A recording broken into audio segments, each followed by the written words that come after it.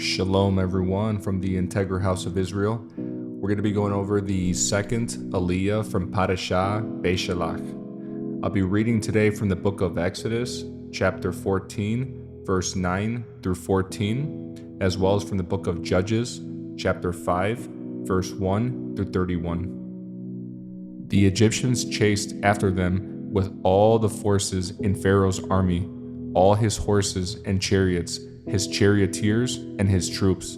The Egyptians caught up with the people of Israel as they were camped besides the shore near Pi-hahiroth, across from Baal-zephon. As Pharaoh approached, the people of Israel looked up and panicked when they saw the Egyptians overtaking them. They cried out to the Lord, and they said to Moses, "Why did you bring us here to die in the wilderness? Weren't there enough graves for us in Egypt? What have you done to us?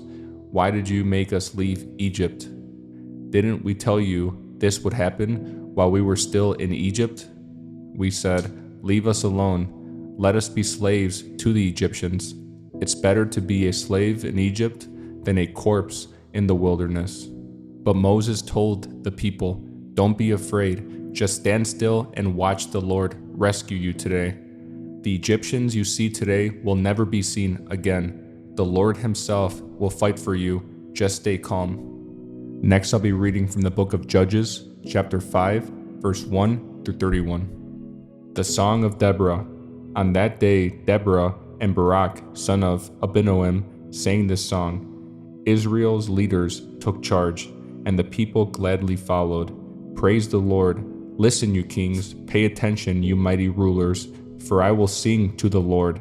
I will make music to the Lord, the God of Israel. Lord, when you set out from Seir and marched across the fields of Edom, the earth trembled, and the cloudy skies poured down rain. The mountains quaked in the presence of the Lord, the God of Mount Sinai, in the presence of the Lord, the God of Israel.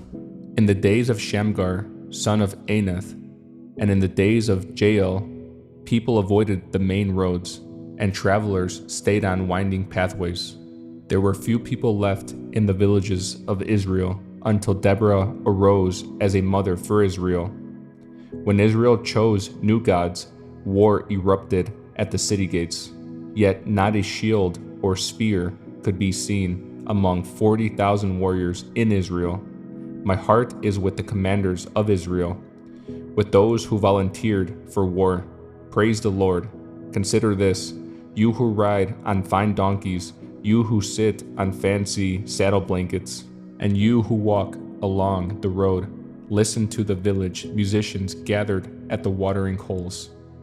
They recount the righteous victories of the Lord and the victories of his villagers in Israel. Then the people of the Lord marched down to the city gates. Wake up, Deborah, wake up, wake up. Wake up and sing a song. Arise, Barak, lead your captives away, son of Abinoam. Down from Tabor marched the few against the nobles. The people of the Lord marched down against mighty warriors. They came down from Ephraim, a land that once belonged to the Amalekites. They followed you, Benjamin, with your troops. From Makar, the commanders marched down. From Zebulun came those who carry a commander's staff. The princes of Issachar were with Deborah and Barak. They followed Barak, rushing into the valley. But in the tribe of Reuben, there was great indecision. Why did you sit at home among the sheepfolds to hear the shepherds whistle for their flocks? Yes, in the tribe of Reuben, there was great indecision. Gilead remained east of the Jordan. And why did Dan stay home? Asher sat unmoved at the seashore, remaining in his harbors. But Zebulun risked his life, as did Naphtali, on the heights of the battlefield.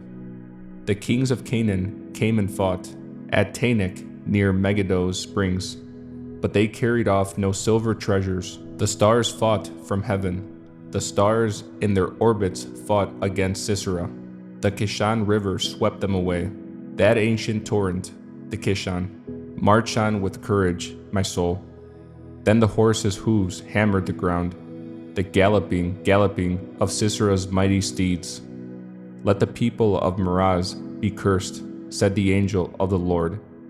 Let them be utterly cursed, because they did not come to help the Lord against the mighty warriors. Most blessed among women is Jael, the wife of Heber the Kenite. May she be blessed above all women who live in tents. Sisera asked for water, and she gave him milk. In a bowl fit for nobles, she brought him yogurt. Then with her left hand she reached for a tent peg, and with her right hand for the workman's hammer.